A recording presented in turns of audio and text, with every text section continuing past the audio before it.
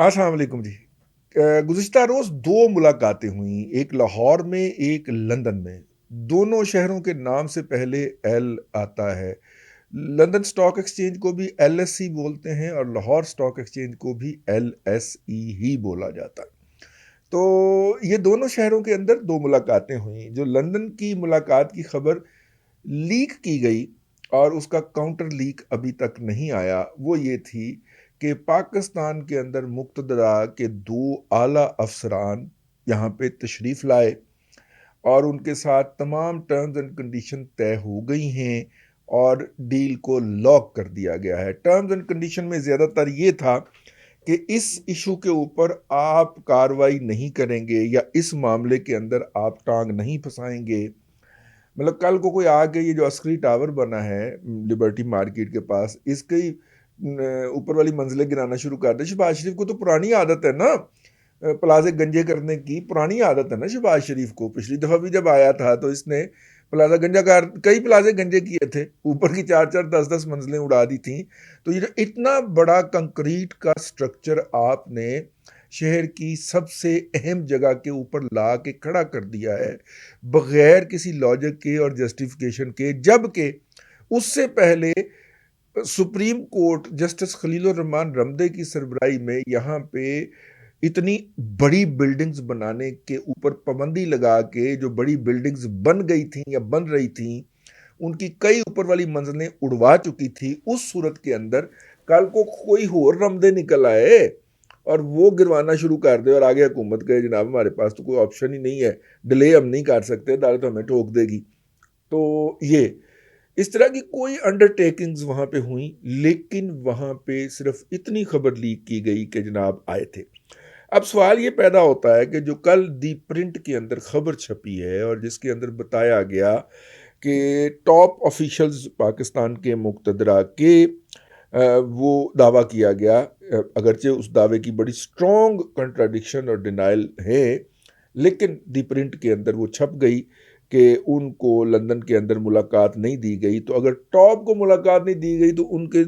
3-4 दर्जे सबऑर्डिनेट जो हैं उनको मुलाकात दी गई होगी। ये मेरा नुक्ता नज़र है और मुझे लगता है कि ये सिर्फ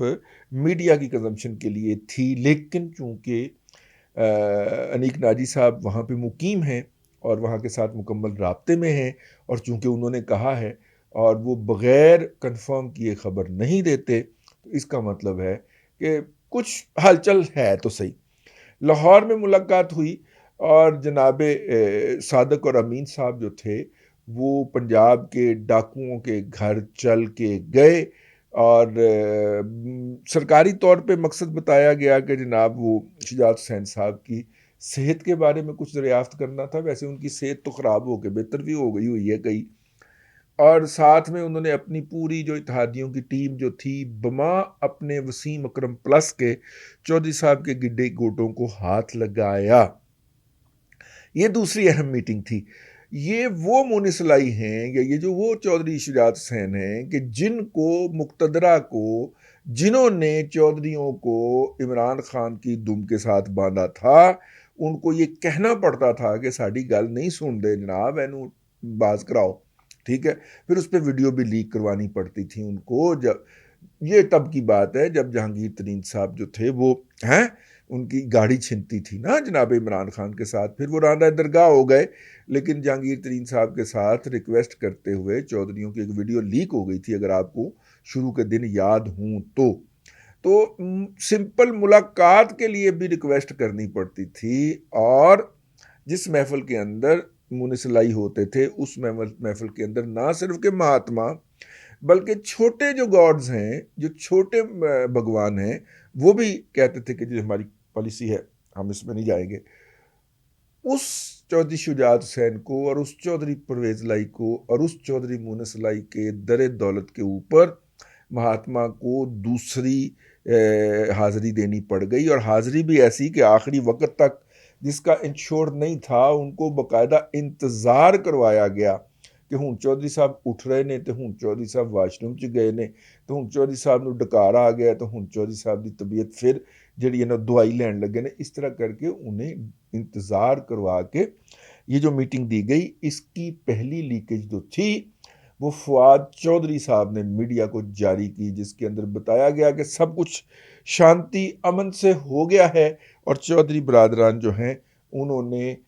شہباز شریف کو ٹھینگا دکھانے کی پوری رپورٹ جو ہے وہ جناب عمران خان کو پیش کرتی ہے۔ پھر پاکستان مسلم لیگ کاف کے ایک قائد جو تھے وہ غریدہ فاروقی کے پروگرام میں بیٹھ کے چیخے چلائے چنگھاڑے کہ جناب ایسی تو کوئی بات ہی نہیں ہوئی، اور اس میں جو تھا وہ جناب عمران خان صاحب جو تھے ان کو کوئی یقین دہانی نہیں کروائی گئی۔ تو جو والی جیب کوٹ کے پکڑی ہوئی تھی کہ اس میں سے کچھ لیک نہ ہو جائے لندن والوں نے، وہ والی جیب جو تھی وہ پی ایم ایل کیو اور پی ٹی آئی کی کھینچتانی کے اندر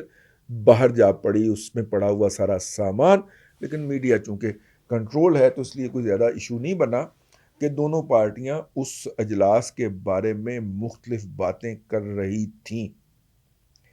اب دیکھیے کون سی بات درست ہوتی ہے۔ چودھری صاحبان جو ہے وہ اپوزیشن کے ساتھ اپنی سودا بازی کی جو پوزیشن ہے اس کو کمپرومائز نہیں کرنا چاہ رہے،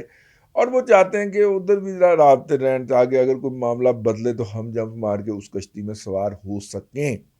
ٹھیک ہے۔ اور جبکہ ادھر جو ہے اس میٹنگ کے اندر یہ بتایا، جو لندن میں میٹنگ ہوئی اس کے اندر یہ آبزرو کیا گیا کہ ہمیں کاف لیگ اور ایم کیو ایم کی قطعاً ضرورت نہیں ہے، کیونکہ انہوں نے آخری وقت میں گھر لوٹ جانا ہوتا ہے، اس لیے ان کے بغیر بھی ہمارے فگر پورے ہیں۔ میں آپ کو پتا ہے کہ میں شروع دن سے اس نقطہ نظر کا حامی ہوں کہ یہ ساری جو نو کانفیڈنس اور کانفیڈنس اور فلانا اور ڈمکانا یہ ٹرک کی بتیاں ہیں۔ سینٹ میں اکثریت ہونے کے باوجود قانون نہیں رکوا سکتے، تو یہ قومی اسمبلی میں جہاں پہ ان کی اکثریت نہیں ہے، تھن مارجن کے ساتھ ہی یہ ان کی اکثریت نہیں ہے، وہاں پہ یہ کیا کر لیں گے؟ اوپر وہ کیسر اسد کیسر ورگا بیٹھا ہوا ہے، ٹھیک ہے، ہاں وہ بیٹھا ہوا ہے، تو اس نے تو لاہور میں آگے چودھریوں کو کہا گیا تھا نا کہ 12-13 ممبر تو میں گنتی میں ہی ادھر ادھر کر دوں گا، جس طرح ثاقب نصور کہا کرتا تھا 4-5 ایم پی ہے تو میں ایسے ہی ریزائن کروا دوں گا نا، فارغ کر دوں گا ایک ہی جھٹکے میں۔ اس طرح اس نے بھی کہا کہ 12-13 ایم این اے تو میں گنتی میں ہی گمگول کر دوں گا۔ تو اس ایسی صورت کے اندر جو ہے 30-40 لوگوں کی اکثریت ہونی چاہیے اپوزیشن کے پاس اگر وہ یہ بات کرنا چاہ رہی ہے۔ میری یہ نقطہ نظر یہی ہے، یہ سب ٹرک کی بتی ہے، ڈرامہ ہے، لوگوں کا ٹائم نکلوانا ہے، کسی اور جگہ کی فرمائش کی بنیاد کے اوپر جناب عمران خان کے اوپر پریشر بڑھانا ہے کہ وہ کسی محکمے کے ایک اعلیٰ ملازم کی نوکری کے اندر توسیع کر دیں۔ باقی آپ خود سمجھدار ہیں، اللہ، اور سمجھدار نہیں ہیں تو یہ ولاگ سننے کے بعد سمجھدار ہو جائیں گے۔ اللہ آپ کو آسانیاں عطا کرے اور آسانیاں خلق خدا میں تقسیم کرنے کی توفیق عطا کرے۔